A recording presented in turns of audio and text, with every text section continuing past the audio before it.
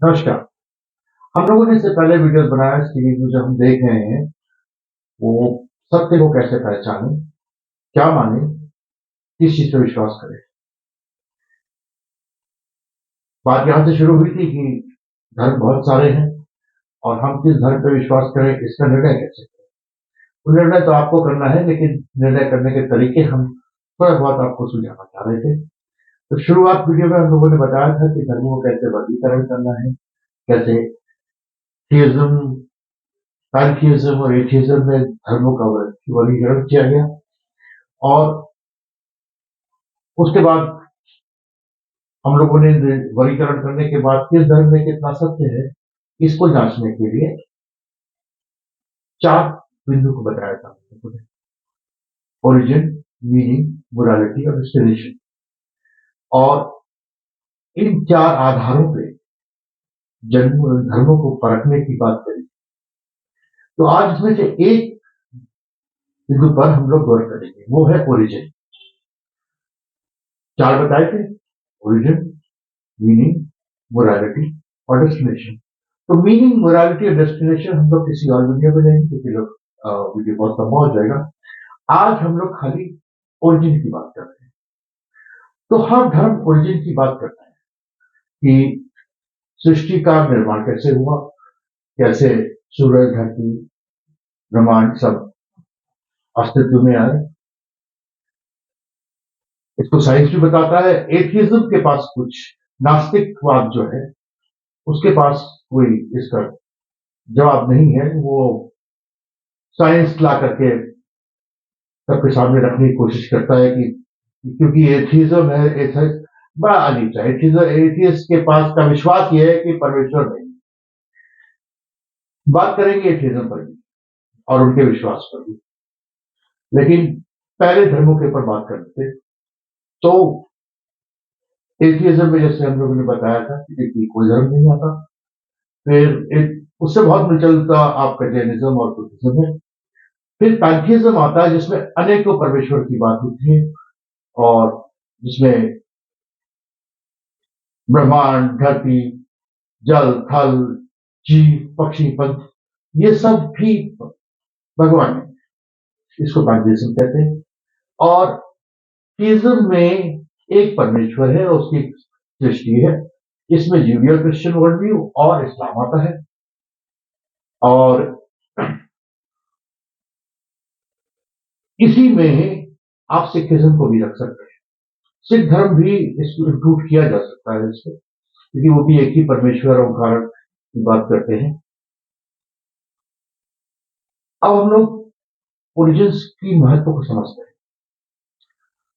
देखिए, या तो कोई बताता नहीं धर्म कि सृष्टि का निर्माण कैसे हुआ, लेकिन अगर धर्म परमेश्वर की तरफ से आ रहा है और परमेश्वर धर्म पुस्तकें दे रहा है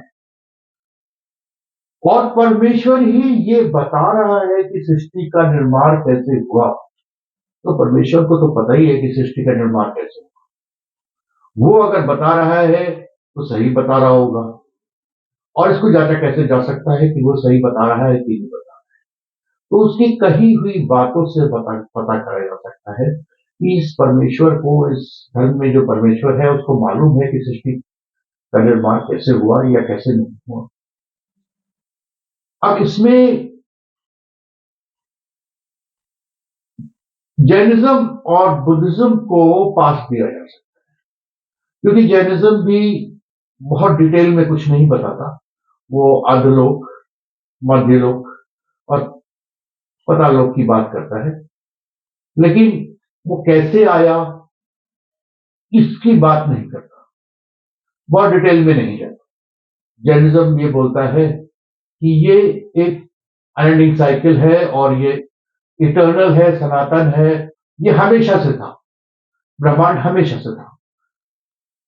मगर अगर आप इस बात पर गौर से सोचते हैं तो आप इसमें सेकेंड लॉ ऑफ थर्मोडायनेमिक्स की एंट्रोपी को भी ले सकते हैं, जिसमें हर चीज नाश होती है और क्योस की तरफ बढ़ती है। अगर ये ब्रह्मांड इटर्नल होता तो इसमें एनर्जी बचती ही नहीं।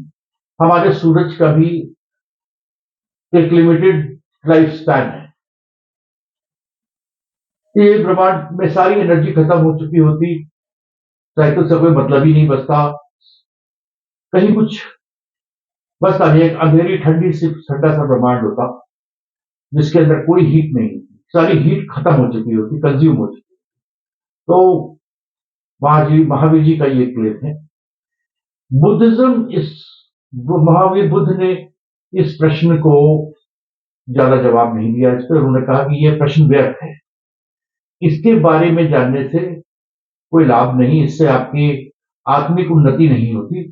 तो इस प्रश्न का बुद्धिज्म ने कोई जवाब ही नहीं दिया, तो उनको किसी भी तरह से इसमें इंक्लूड नहीं किया जा सकता। हिंदुइज्म देखते हैं कि कैसे सृष्टि का निर्माण हुआ। तो सबसे पहले तो आप ऋग्वेद में जाएंगे। ऋग्वेद में आपके 10 के 129वें सूत्र में 129वें सूक्त में आपको मिलेगा।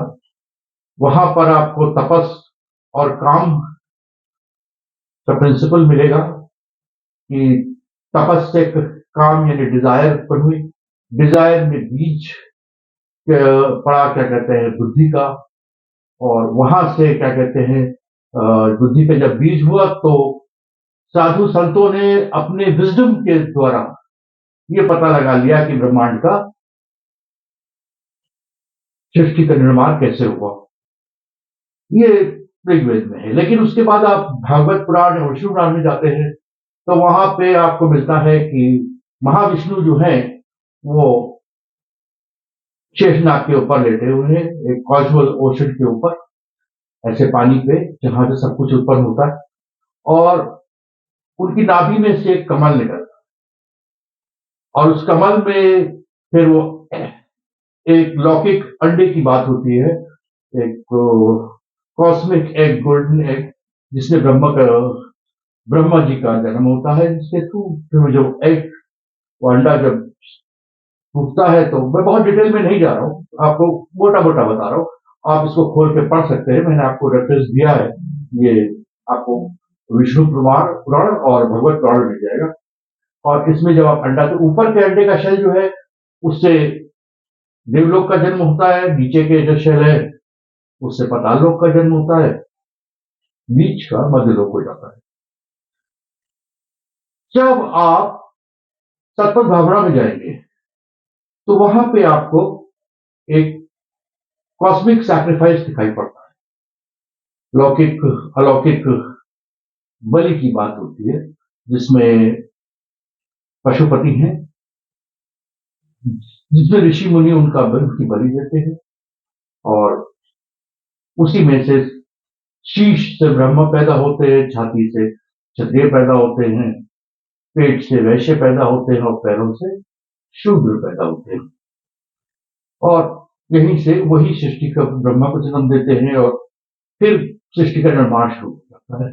वैसे लेटर हिंदुइज्म में आप आएंगे तो उसमें आपको 3 ब्रह्मा विष्णु महेश बताए जाते हैं, ब्रह्मा सृष्टिकर्ता बताए जाते हैं, और विष्णु उसको फिर पाले पालक बताए जाते हैं, और महेश जो है, जो शिव जी हैं, वो विनाश के। तो ये एक सृष्टि के देवता है हिंदू में। तो आपको एक आइडिया तो लग गया होगा। और फिर ऋग्वेद में अगर आप जाते हैं तो ऋग्वेद में आपको ये भी मिलता है लिखा हुआ कि कौन जान सकता है कि सृष्टि की संरचना कैसे, इसको तो कोई नहीं बता सकता, ये भी कहता है। ये तो हुए ऋग्वेद की बातें। कुरान क्या कहता है? कुरान कुन फयाकुन, पहले कुछ कभी नहीं था, फिर अल्लाह ने बोला और हो गया। लेकिन जब हम कुरान पढ़ते हैं तो उसमें अल्लाह ने सब कुछ बताया है कि कैसे सृष्टि का निर्माण हुआ। लेकिन जब सूरह बकरा के हम लोग 29वीं आयत पढ़ते हैं तो उसमें बताया जाता है कि पहले पृथ्वी का निर्माण हुआ, अल्लाह ने पृथ्वी बनाई, उस पर पहाड़ रखे, पृथ्वी को स्थिर किया, फिर उसने सृष्टि का निर्माण किया। फिर आप ऐसा ही फसलियत में चले जाते हैं, सूरह 41 की 10वीं 11वीं 12वीं आयत, देखो मैं चेक कर लूं, मैं बोल रहा हूं। जी, फजलियत में 10वीं 11वीं 12वीं आयत में ये लिखा जाता है, ये पाया जाता है कि अल्लाह ने पहले पृथ्वी बनाई फिर आसमान बनाया। लेकिन जब आप सूरह 79 में जाते हैं और उसकी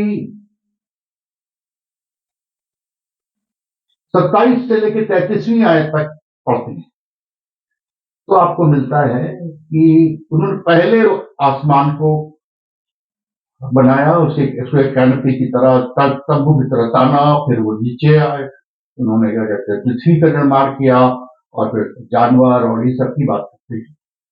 इन 6 आयतों में वो इस चीज को बताते हैं। तो पहले दो जगह पे सूरह बकरा में और फसलियत में आपका जो मैंने बताया था उससे पहले पृथ्वी और फिर उससे पहाड़ और फिर आसमान का और उसके बाद सातों आसमानों का निर्माण किया। लेकिन वही जब सूरह 79 में आप आते हैं और 27 से 33वीं आयत पढ़ते हैं तो आपको मिलता है कि पहले आसमान बाद में पृथ्वी।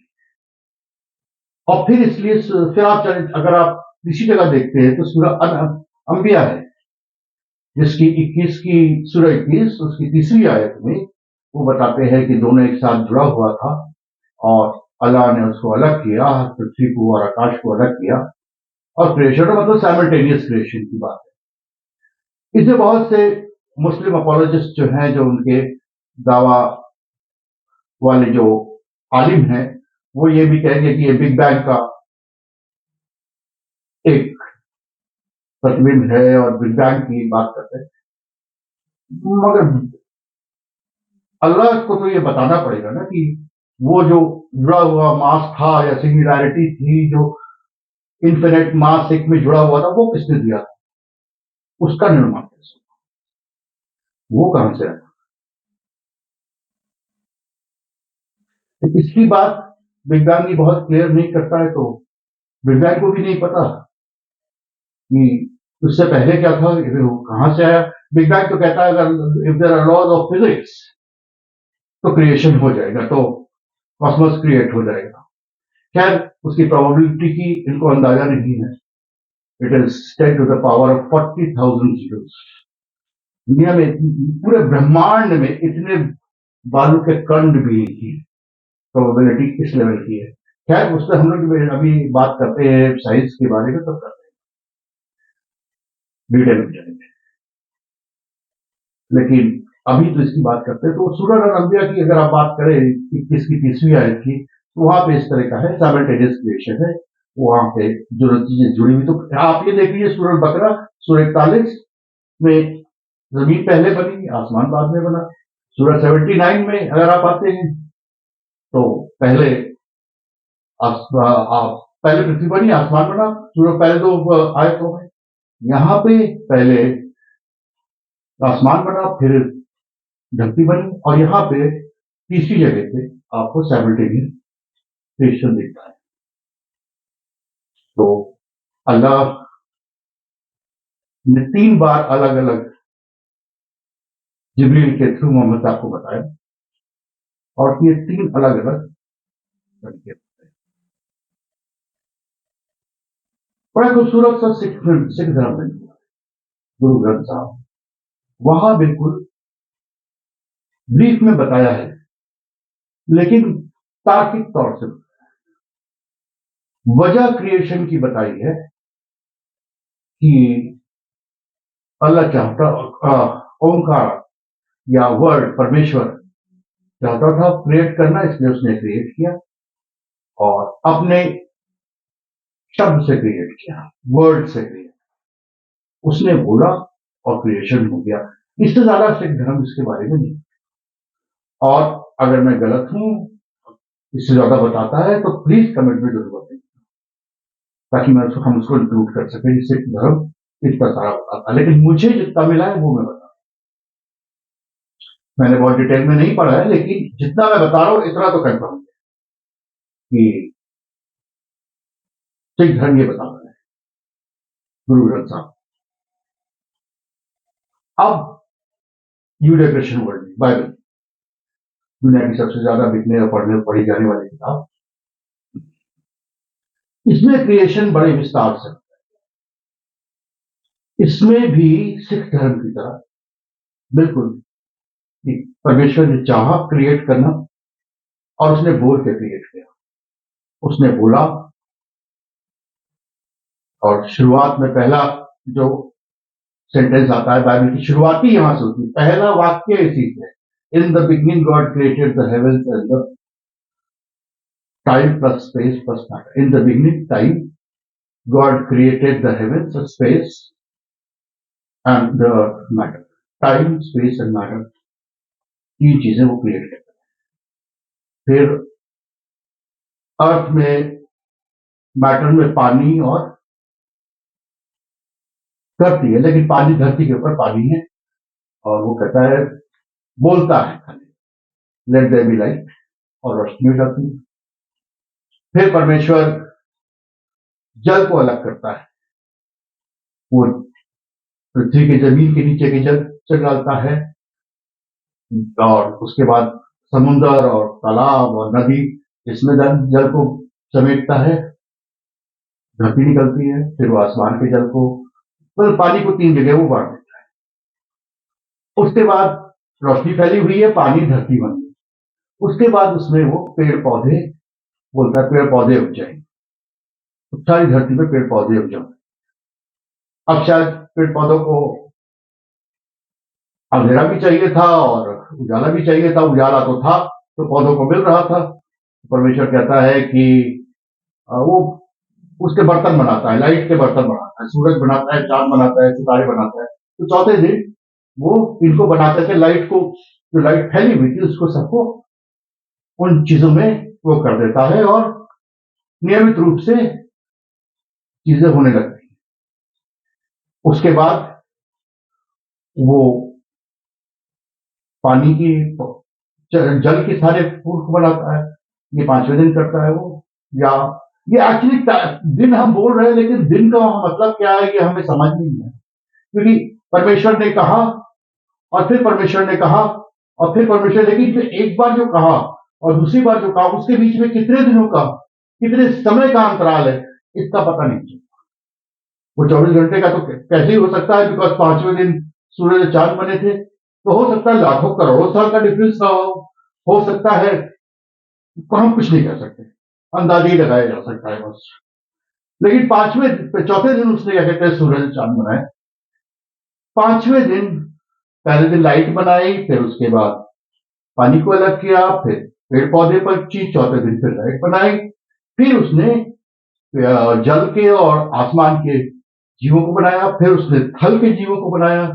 ये छठे दिन किया, और छठे दिन, पांचवें दिन किया, और छठे दिन फिर उसने मनुष्य को बनाया। फिर उसने इंसान को बनाया, और इंसान को उसने मिट्टी से अपने हाथों से बनाया। बाकी सब चीजें बोल के बनाएंगे, लेकिन इंसान को उसने हाथों से बनाया और अपने स्वरूप में बनाया। उस वहां लिखा हुआ है कि अपने स्वरूप में बनाया। फिर देखा कि इंसान तनहा था, मतलब जो मर्द बनाया था, जिसको आदम बोलते हैं, आदम बोलते हैं, वो तनहा था।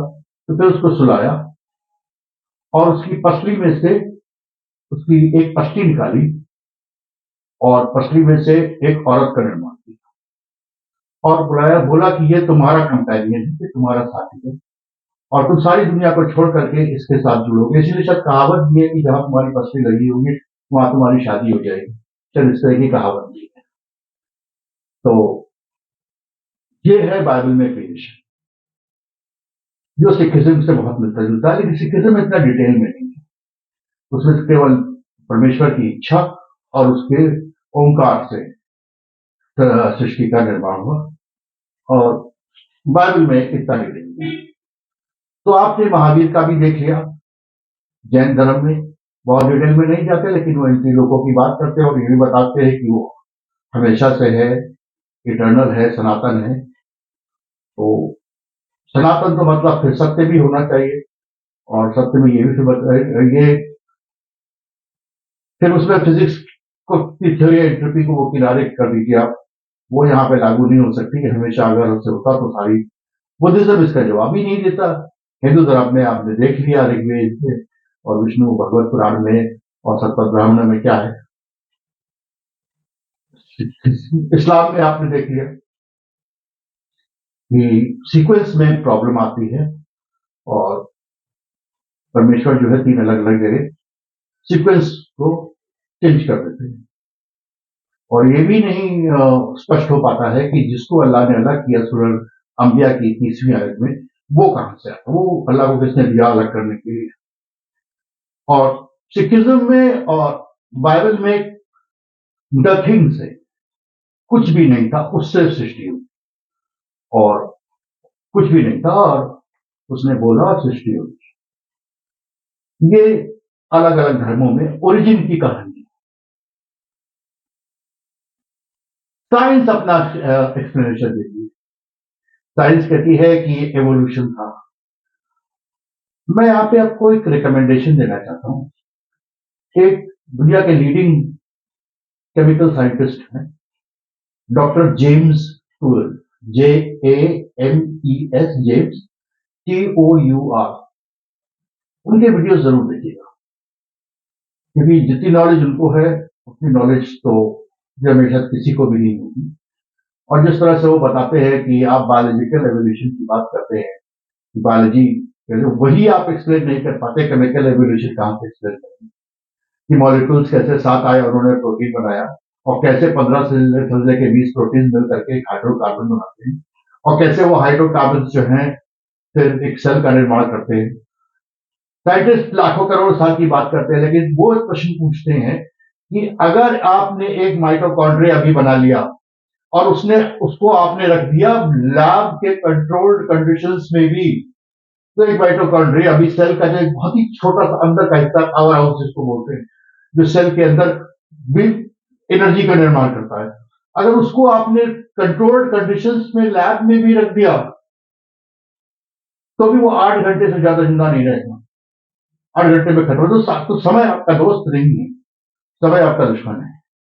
तो अब ये लाखों करोड़ों साल में पहले ये बना, फिर लाखों करोड़ साल तक के वो बैठा रहा, तो फिर ये बना। अब एक सेल, लोग कहते हैं साइंटिस्ट ने लैब में बना लिया है सेल। जी नहीं, लैब में उन्होंने सेल नहीं बना लिया है। उन्होंने इस सेल से माइटोकॉन्ड्रिया लिया, इससे साइटोप्लाज्म दिया, इससे गोल्गी बॉडीज ली, यहां से आपने सेल मेम्ब्रेन को खाली कर रखा था, उसके अंदर डाला और वो सेल भी कितने घंटे चला। वो कोई सेल किसी काम का नहीं था। अगर आप डीपली इसमें जाएंगे तो आपको पता चलेगा कि आज वो उन्होंने 50 साल पर उन्होंने पहले बोला था कि हम सेल बना लेंगे, आज तक के वो सेल बना नहीं पाए और आज भी वो सेल से बनाने, एक सिंपल सेल बनाने से कोसों दूर है। जितना वो अंदर जाते हैं उनको समझ में आता है कि सेल के अंदर तो एक पूरी शहर की तरह है, सड़कें हैं, हाईवेज है, ट्रांसपोर्ट सिस्टम है, पैकेजिंग सिस्टम है, एनर्जी का सोर्स है, डिकोडिंग्स है जो जेनेटिक डिकोड को उसको कोड करती है, डिकोड करती है जेनेटिक इंफॉर्मेशन को। मतलब आप जितनी डिटेल में जाएंगे आप उतना ज्यादा परेशान होंगे। तो जो साइंटिस्ट ये कह रहे हैं कि एवोल्यूशन से या भगवान नहीं है, छोड़िए बाकी बातें, छोड़िए एवोल्यूशन छोड़िए, क्योंकि अभी कॉस्मिक एवोल्यूशन एक्सप्लेन कर ले वही बहुत बड़ी बात है। उसके बाद केमिकल एवोल्यूशन आए कि मॉलिक्यूल्स को कैसे पता चला कि कब कहां तक इस चीज को बनाना और फिर यहाँ पे रुक जा रहा है, ये कैसे पता चला, क्योंकि वहां तो कोई जेनेटिक कोड भी नहीं। और उसके बाद आप बायोलॉजिकल एवोल्यूशन पे आइएगा, जवाब देते देते थक जाएंगे। और जो वाकई साइंटिस्ट हैं वो प्रश्न पूछ रहे हैं, जवाब नहीं मिल रहा है, जवाब नहीं है। हाँ, ये हम लोगों के बच्चों को स्कूलों में गले से उतारा जरूर जा रहा है एवोल्यूशन, लेकिन एवोल्यूशन कोई कंफर्म साइंस नहीं है। और जब कोई एथियस्ट साइंटिस्ट जिसको नोबेल प्राइज मिला हुआ है ये कहता है कि भगवान नहीं है, परमेश्वर नहीं है, तो वो साइंस का स्टेटमेंट नहीं दे रहा है, वो फेथ का स्टेटमेंट दे रहा है। और उससे मैं ये कहना चाहता हूं, मेरे पास इतना फेथ नहीं है कि मैं आपकी इस बात पर विश्वास करूं कि एवोल्यूशन से हम लोग यहाँ पे, इतना फेथ मेरे अंदर तो नहीं है। मैं बेहतर है, मैं परमेश्वर पर विश्वास करूंगा और उसकी खोज करूंगा और ये देखूंगा कि वो उसकी किताबों में उसने क्या बोला है और कहां पर उसकी बात सबसे ज्यादा तार्किक, जो कि एग्जिस्टेंशियल रियलिटी से मेल खाती हो, यानी एंट्रोपी के खिलाफ भी नहीं जा रही, सीक्वेंस ऑफ मतलब क्रिएशन भी सही हो, और उसने थोड़ा सा बताया हो कि उसने कैसे की, और वो बात गले उतरती है, तो वहां पर हम रुक जाते हैं। ये बात रही ओरिजिन्स की। आगे वीडियोस में हम लोग मीनिंग, मोरालिटी और डेस्टिनेशन पे बात करेंगे, लेकिन ये वीडियो बहुत लंबा हो जाएगा, यही रुकते हैं। देखिए, अगर मैं कहीं कुछ गलत बोल गया हूं तो मैं आपसे फिर हाथ जोड़ के निवेदन करता हूं कि प्लीज कमेंट में जरूर बताइएगा कि आप यहाँ पे गलत गए हैं। मैं अपने वीडियो में वीडियो बना करके उस बात को उसमें एक्सक्लूड करूंगा और अपनी गलती बोलूंगा कि मैं यहाँ गलत किया। कमेंट जरूर करिएगा, लाइक और सब्सक्राइब करिएगा, और अगले वीडियो का इंतजार करिएगा जहां पे हम मीनिंग, जीवन के अर्थ के बारे में बात करेंगे, और हम देखेंगे कि तीनों धर्म, सारे धर्मों में जीवन का अर्थ क्या बताया गया है, और जो बताया गया है वो एग्जिस्टेंशियल रियलिटी और एविडेंस के साथ, एम्पेरिकल एविडेंस के साथ कैसे मेल खाता है, हमारे जीवन में वो कितना सत्य दिखाई पड़ता है उस धर्म की बातें। तो हर धर्म की हम फैसला नहीं करते, फैसला आप ही को करना है, और हम अपना विचार भी नहीं बताएंगे, विचार आपको अपने खुद के बनाने। फिलहाल इस वीडियो के लिए इतना काफी।